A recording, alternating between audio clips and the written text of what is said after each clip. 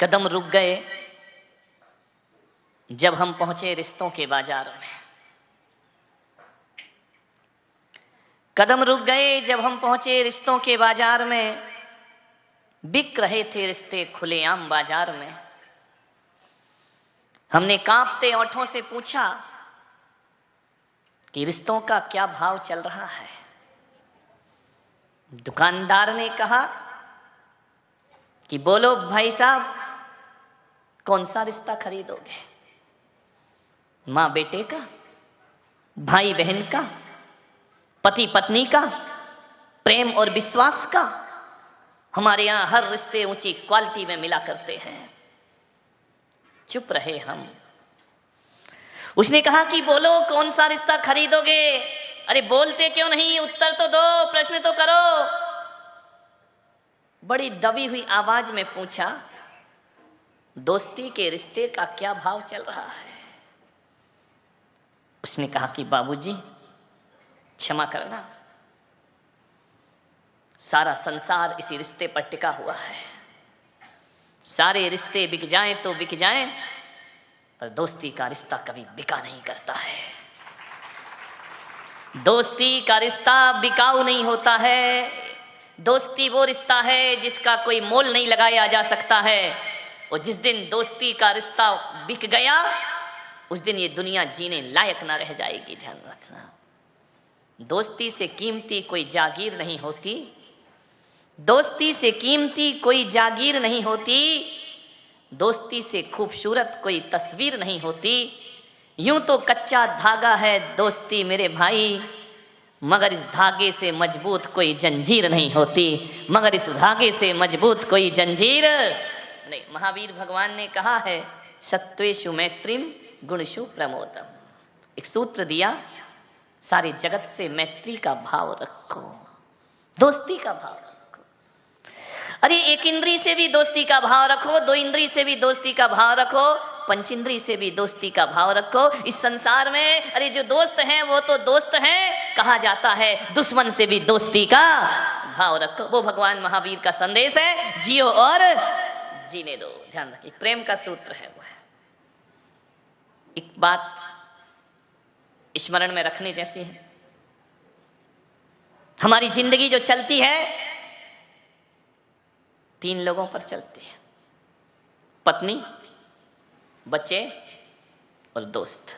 समझना, एक गृहस्थ को जीने के लिए पत्नी की भी जरूरत होती है, उसे औलाद की भी जरूरत होती है, और उसे एक दोस्त की भी जरूरत हुआ करती है। इनके बिना जीवन अधूरा होता है। इनके बिना गृहस्थ की जिंदगी खुशहाल नहीं हो सकती है। ध्यान रखिए, एक पत्नी भी चाहिए, औलाद भी चाहिए, और एक अच्छा सा दोस्त भी चाहिए। मानिए, एक बात बड़ी मार्के की है, ये तीनों चीज बड़ी नसीब से मिला करती हैं, किस्मत से मिला करती हैं।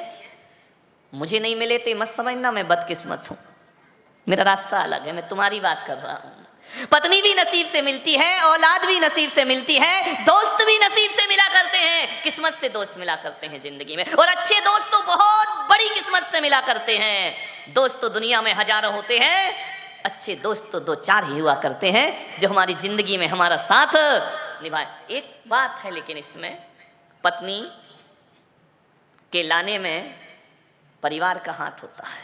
ध्यान रख, माता पिता का, रिश्तेदारों का, परिवार का, परिचितों का पत्नी के लाने में हाथ होता है। ध्यान रखिए, पत्नी के लाने में परिवार का हाथ होता है, उसमें हम कुछ नहीं कर सकते हैं। संतान प्रकृति की देन है, उसमें हम कुछ नहीं कर सकते। ध्यान रखना, कैसी औलाद पैदा हो, अरे औलाद पैदा हो ये काम तो तुम्हारे बस में है, लेकिन कैसी औलाद पैदा हो ये तुम्हारे हाथ का काम नहीं हुआ करता है। औलाद अच्छी होगी या बुरी होगी ये प्रकृति की देन हुआ करती है, इसमें आप और हम कुछ नहीं कर सकते हैं।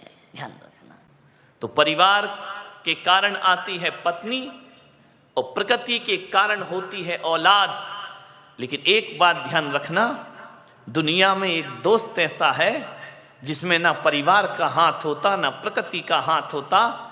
दोस्त वो होता है जिसे हम खुद बनाते हैं, हम खुद दोस्ती करते हैं, हम खुद दोस्त अर्जित करते हैं। और एक बात याद रखना, दोस्त बनाए नहीं जाते, दोस्त अर्जित किए जाते हैं, दोस्त प्राप्त किए जाते हैं। ध्यान रखना, दोस्त बनाना, किसे नहीं बनाना, ये हमारे हाथ का काम हुआ करता है। ध्यान रखें।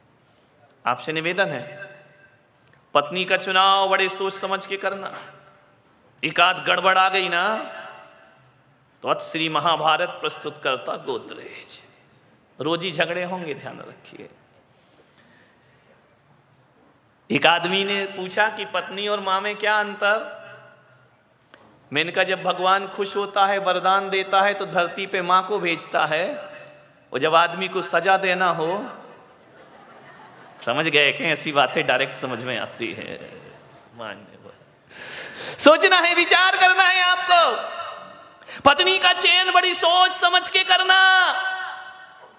एक बार मिल गई तो फिर जिंदगी भर उसके साथ पूरी जिंदगी गुजारना है। गड़बड़ हो गई जीवन नरक बन जाएगा, अच्छी है जीवन स्वर्ग बन जाएगा। ध्यान रखना, पत्नी का चयन। उससे भी ज्यादा दोस्त के चयन में दिमाग लगाना मेरे भाई। मेरा जहां तक मानना है, एक गलत पत्नी आ जाए और एक अच्छी पत्नी आ जाए, यदि जीवन में अच्छी पत्नी आ गई तो 60% तकलीफों से हमें बचा लिया करती है। ध्यान रखना, जब जब पुरुष हताश हुआ है, नारी शक्ति बन करके उसके साथ खड़ी हो जाया करती है। जब जब पुरुष के पैर लड़खड़ाते हैं, ये नारी उसकी ताकत बनती है। ध्यान रखना, नारी में ही सब कुछ है। ध्यान रखना, आदमी को जब लक्ष्मी की जरूरत पड़ी तो किसके पास गया? बोलो, विष्णु जी के पास या लक्ष्मी जी के पास? लक्ष्मी। आदमी को जब ज्ञान की जरूरत पड़ी तो सरस्वती के पास जाता है। आदमी को जब शक्ति और ताकत की जरूरत पड़ती है तो वह दुर्गा के पास जाया करता है। ध्यान रखना, शक्ति नारी के पास है, सरस्वती नारी के पास है, लक्ष्मी नारी के पास है। आदमी के पास क्या है? कुछ नहीं। ध्यान रखना, मान्यवर। सोचना है आपको, 60% दुखों से बचाती है पत्नी। जब जब आदमी का मन विचलित होता है, जब जब आदमी अपने पथ से दिग्भ्रमित होता है, जब जब आदमी के कदम लड़खड़ाते हैं, नारी उसकी सहायता करती है। राजा दशरथ जब युद्ध में जाते हैं और युद्ध करते करते जब उनके रथ के पहिए की धुरी टूट जाती है तो ध्यान रखना, आदमियों ने कुछ नहीं किया, उनकी ही पत्नी महारानी कैकेयी ने अरे दशरथ को युद्ध के क्षेत्र से बाहर लेकर आती है और पहिए की धुरी में अपनी उंगली डाल करके रथ को रणभूमि से बाहर सुरक्षित। इतनी बड़ी ताकत केवल नारी में है। ध्यान रखना, नारी में शक्ति है। बहुत सोच समझ के पत्नी लाना। नहीं लाओ तो ज्यादा अच्छा है, लाओ तो थोड़ा सोच समझ के लाना। नहीं तो आजकल बड़ा गड़बड़ दौर चल रहा है, मामला बहुत गड़बड़ है। आजकल टीवी पर भी देखो क्या क्या चलते रहता है। नारियां, इनका दिमाग कब घूम जाए कोई भरोसा नहीं। 1 मिनट नहीं लगता इनके दिमाग को सही होने और घूमने में। एक आदमी पहुंचा एक बाबा के पास, बोले बाबा मेरी पत्नी मुझे प्यार नहीं करती। अब देखो किससे पूछ रहा है? बाबा से, जिसकी खुद की पत्नी नहीं है। उससे पूछ रहा कि मेरी पत्नी मुझे प्यार नहीं करती है। बाबा से पूछा कि बाबा मेरी पत्नी मुझसे प्यार नहीं करती है। बाबा भी बड़े महान बाबा थे। उन्होंने कहा कितने साल हो गए? बोले 15 साल हो गए। आज तक पत्नी ने प्यार से 2 शब्द नहीं बोला। आज तक पत्नी मुझे सम्मान की दृष्टि से नहीं देखती है। बाबा ने कहा एक बात बता, तूने कभी पत्नी को तारीफ की है, प्रशंसा की है? बोले क्या मतलब है? बोले नारी को प्रशंसा बहुत पसंद आती है। बोले प्रशंसा तो मैंने आज तक नहीं की है। बोले जब तूने आज तक प्रशंसा नहीं की है तो बता तेरी पत्नी तुझे प्यार कैसे करेगी? बोले आज जाऊंगा मैं प्रशंसा जरूर करूंगा। घर पहुंचा, जैसे ही घर पहुंचा तो जैसे ही खाने के लिए बैठा तो पराठे खा रहा था, पराठे तोड़ करके उसने बाबा की बात याद आई। उसने कहा यार पत्नी की प्रशंसा करो, पत्नी खुश हो जाएगी। जैसे ही पहला गिलास तोड़ा, मुंह में लिया, बोले मजा आ गया, आज तूने क्या पराठे बनाए हैं, क्या स्वादिष्ट पराठे बनाए हैं। पत्नी ने ऊपर से नीचे तक देखा कि ये कह रहा पराठे बहुत स्वादिष्ट हैं। उसने उठाया बेलन और 2 जमाए। बोले क्या हुआ, मैं तारीफ कर रहा हूं, ये पीठ काहे को रही है। बोले 15 साल से मैं पराठे बना रही, तुझे पसंद नहीं आए, आज पड़ोसिन से मांग के लाई। लफड़े में मत पड़ जाना, नहीं गड़बड़ हो जाता है मामला कि आज पड़ोसिन से मांग के लाई तो कह रहा पराठे स्वादिष्ट है। ध्यान रखिए, ऐसे बाबाओं के चक्कर में मत पड़ जाना, नहीं तो आजकल यही चल रहा है। बाबा जी तबीयत खराब, बोले पानी पूरी खाई, बोले जा खा के या कृपा बरस जाएगी। उस आदमी को समझ में आ गया कृपा कहां रुकी थी और कहां बरस गई। ध्यान रखिए, पत्नी सोच समझ के ला, क्या कर सकती हो, अब जैसी भाग्य में लिखी है वही प्राप्त। संतान में कुछ नहीं कर सकते हो आप, लेकिन एक बात मैं कह रहा हूं, 60% दुखों से बचाती है पत्नी। और यदि पत्नी 60% दुखों से हमें बचाती है, तकलीफों से बचाती है, तो मैं पुलक सागर बड़े विश्वास के साथ कह रहा हूं कि मित्र 80% तकलीफों से हमें बचाया करता है। मित्र का हाथ हमारे जीवन में ज्यादा होता है, दोस्त ज्यादा साथ देता है। क्योंकि दोस्त तो तब भी था जब पत्नी नहीं थी, दोस्त आज भी है जब पत्नी नहीं है। दोस्तों को बहुत सोच समझ के बनाने का प्रयास करिए, 80% दुखों से बचाएगा। और यदि गलत दोस्त मिल गया, जिंदगी को बर्बाद करके चला जाएगा। एक दोस्त हमारे जीवन में जरूर होना चाहिए। पत्नी गड़बड़ मिली तो यही जन्म बिगड़ेगा, ध्यान रखना। पत्नी गड़बड़ मिली तो यही जन्म बिगड़ेगा, और दोस्त गड़बड़ मिल गया, 7 पीढ़ियां बर्बाद होने में ज्यादा देर नहीं लगा। एक आदमी जब भी भ्रमित होता है, दोस्तों से होता है। समझना है आपको, दोस्ती इतनी आसान नहीं है। और एक बात याद रखना, दोस्ती के बिना कोई जिंदगी भी तो नहीं है। कोई है यहां पर जिसके कोई मित्र ना हो? है? हाथ उठा, जिसका कोई दोस्त ना हो। आजकल तो दोस्तों की कमी नहीं है, पड़ोसी दोस्त हो या ना हो, फेसबुक से तो हजारों दोस्त बन जाया करते हैं, व्हाट्सएप से हजारों दोस्त बन जाया करते हैं। दोस्तों की कमी नहीं इस दुनिया में, कोई नहीं होगा जिसका। मेरा भी ऐसा नहीं कि मेरे दोस्त नहीं है, बहुत दोस्त है मेरे, मित्र तो होते ही हैं। मान्यवर, जिंदगी में यदि दोस्त ना रहे तो जिंदगी क्या बचेगी, कोई काम की नहीं रहेगी जिंदगी। जिंदगी का नाम दोस्ती, दोस्ती का नाम जिंदगी। दुनिया में यारो कुछ भी नहीं होता रे, दुनिया में यारो कुछ भी नहीं रहता, रह जाती है दोस्ती। जिंदगी का नाम दोस्ती, दोस्ती का नाम जिंदगी। दौलत कमाई कुछ न कमाया, शोहरत कमाई कुछ न कमाया, दुनिया में उसने सब कुछ कमाया, जिसने कमाई दोस्ती। जिंदगी का नाम दोस्ती, दोस्ती का नाम जिंदगी। जिंदगी है तो दोस्ती है, दोस्ती है तो जिंदगी है। सब मिले और दोस्त ना मिले तो जीना दुश्वार हो जाता है। एक बात याद रखना, मुसीबत में धन दौलत और रिश्तेदार काम आए या ना आए, एक सच्चा दोस्त हमारे बहुत काम आया करता है। राम ने यदि 14 वर्ष का वनवास बिताया तो रिश्ते नातों के दम पे नहीं बिताया मेरे भाई। हनुमान जैसा मित्र मिलता है तो 14 वर्ष पता नहीं चलते। हनुमान जैसे, विभीषण जैसे मित्र ना होते, सुग्रीव जैसे मित्र ना होते तो 14 वर्ष बिताना राम के लिए बड़ा मुश्किल का काम। अरे ईश्वर को भी दोस्तों की जरूरत पड़ा करती है।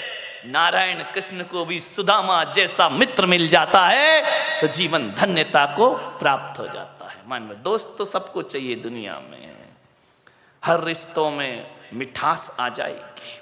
आज बाप बेटे के रिश्ते अच्छे नहीं हैं, आज पति पत्नी के रिश्ते अच्छे नहीं हैं, आज भाई भाई के रिश्ते अच्छे नहीं हैं, आज भाई बहन के रिश्ते अच्छे नहीं हैं, देवर भाभी के रिश्ते अच्छे नहीं हैं, देवरानी और जिठानी के रिश्ते अच्छे नहीं हैं मेरे भाई। ध्यान रख, क्यों होते हैं रिश्ते खराब? क्योंकि इनमें केवल रिश्ता है, इन रिश्तों में दोस्ती नहीं है। ध्यान रखना। अरे सास बहू का रिश्ता तो दुखदाई होगा, लेकिन सास बहू के रिश्ते में यदि दोस्ती का रिश्ता डाल दिया जाए तो वही सास माँ से बढ़कर के हो जाती है और वही बहू बेटी से अरे दूध तो बहुत मीठा होता है, दूध तो मधुर होता है। गाय जब दूध देती है तो बड़ा मधुर दूध देती है, लेकिन उसके दूध में यदि थोड़ी सी शक्कर चीनी और डाल दी जाए तो दूध और बढ़ जाया करता है, उसका स्वाद बढ़ जाता है। मैं कहता हूं कि बाप बेटे के रिश्तों में भी दोस्ती होना चाहिए, माँ बहन माँ बेटे के रिश्तों में दोस्ती होना चाहिए, भाई बहन के रिश्तों में दोस्ती होना चाहिए। अब वो जमाना गया कि एक बाप कहे 14 वर्ष को वनवास जाओ तो बेटा चला जाए। गया जमाना। धोखे से भी मत बोल देना, मजाक में भी मत बोल देना, नहीं तो बाप बेटा कहेगा जाओ वृद्धाश्रम, अब इस घर में तुम्हारी कोई जरूरत नहीं। अब वो जमाना गया कि बहू, सास की आवाज हो, बहू का इतना बड़ा घूंघट निकल आए, पानी उठाने में हाथ कांपने लगे। गया जमाना। ध्यान रखना, छोड़ाओ वो गलियां। अब जमाना बदल गया है, ध्यान रखिए। सास बहू में बहुत प्रेम होगा यदि दोस्ती हो जाए, देवरानी जिठानी में बहुत प्रेम होगा यदि दोस्ती हो जाए, और तो और छोड़ो, गुरु और शिष्य में बहुत प्रेम होगा यदि उनके बीच भी दोस्ती का रिश्ता बन जाए, और भी छोड़ो, भक्त और भगवान का रिश्ता ऐसा निराला हो जाएगा यदि बीच में प्रेम और दोस्ती का रिश्ता समाहित हो जाए। मित्र बनो। ध्यान रखना, मित्र बनना एक कला है, मित्र बनना एक बहुत बड़ी तपस्या हुआ करती। जंगल में किसने साथ दिया राम जी का? मित्रों ने साथ दिया। मान्यवर, दोस्त ही साथ देते। एक बार दो रिश्तेदारी दगा कर जाएगी, दोस्ती हमेशा काम आए। मुझे मालूम है ना, एक बाप के साथ बेटा कितनी देर बैठेगा? आधे घंटे, 10 मिनट, 20 मिनट। उसके बाद कहेगा पापा चलूं। समझ में आ रहा? दो भाई आपस में कितनी देर बैठेंगे? वहां औपचारिकताएं हैं, वहां डर लगता है कि बाप के सामने क्या बोलना, बड़े भाई के सामने क्या बोलना। ये रिश्ते उबाऊ हो जाते हैं, उब जाता है आदमी इन रिश्तों से। ज्यादा देर बैठना, लोग कहते हैं कि हमारे साथ हमारे बच्चे बैठना नहीं चाहते हैं। तुम्हारे अंदर दोस्ती का रिश्ता ही नहीं है तो बैठना क्यों चाहेंगे मेरे भाई? तुम्हारे अंदर तो वही है छोटे बड़े का रिश्ता, हम बड़े तुम छोटे, हमारा सम्मान। औपचारिकताएं, फॉर्मेलिटी, ये रिश्ते आनंद नहीं दे सकते जीवन को। ध्यान रखें, दोस्ती, एक दोस्त के साथ पूरा दिन गुजार लो, कहते हैं दिन पता ही नहीं चलता कैसे गुजर गया। और रिश्तेदारों के साथ घंटे 2 घंटे, पहले दिन का पाहुना, तीसरे दिन का पई, और तीसरे दिन जो रहे पाहुना सोई बेशरम। रिश्तेदारों के यहाँ जाओगे, एक दिन बड़ा स्वागत होगा, दूसरे दिन थोड़ा कम स्वागत होगा, तीसरे दिन और कम होगा, वहीं रहने लगोगे। लोग कहेंगे अतिथि कब? हाँ बोल दो, कब जाओगे? ध्यान रखिए मान्यवर, सोचना है। दोस्ती में तो जिंदगी भी गुजार दो तो पता नहीं चला करती है। लोग कहते हैं कि अब वफादार दोस्त नहीं मिलते हैं। कहां ढूंढने जाओगे वफादार दोस्त? कहीं नहीं मिलेंगे मेरे भाई। मैं पुलक सागर तुमको एक सलाह देता हूं, ईमानदार और वफादार दोस्तों की तलाश मत करो। हिंदुस्तान में घूमते रहोगे तो भी वफादार दोस्त नहीं मिलेगा। फिर ये जिंदगी कैसे चलेगी? तो वफादार दोस्त मत तलाशो। मैं तो कहता हूं आपसे, वफादार दोस्त बनने की तैयारियां कर लो, हजारों वफादार तुम्हारे साथ होंगे। आप वफादार दोस्त तलाशते हो और बेवफा की जिंदगी जीते हो। नहीं, खुद ईमानदार बन जाओ, खुद वफादार बन जाओ, हजारों वफादार तुमको अपने आप प्राप्त हो जाएंगे। ध्यान रखना, एक अच्छा दोस्त जीवन के लिए बहुत बड़ी हमारी ताकत बनता है। एक ही पर्याप्त है, ज्यादा की जरूरत नहीं है। एक ही दोस्त हो, लेकिन अच्छा हो। खुशियां तो हमारे जीवन में होती हैं, लेकिन दोस्त ऐसा होता है जो हमारी खुशियों को दुगना कर देता है, चौगुना कर दिया करता है। आपको कोई खुशी मिलती है, आप बताओ सबसे पहले आप किससे शेयर करते हैं? दोस्त से शेयर करते हैं। मेरे इतने नंबर आए, मैं इतने अंकों में पास हो गया, मैंने ये कर लिया, मैंने वो कर लिया। हर बात दोस्तों से की जाती है, क्योंकि हमें लगता है कि हमारा दोस्त हमारी तरक्की से जलने वाले नहीं है, लेकिन रिश्तेदार तो हमारी तरक्की से जला करते हैं। रिश्ते नाते वाले तो हमारी ऊंचाइयों से जला करते हैं। दोस्त ऐसा होता है जो हमारी खुशी में हमसे एक आईने को देखना। दोस्त कैसे होना चाहिए? दर्पण की तरह है।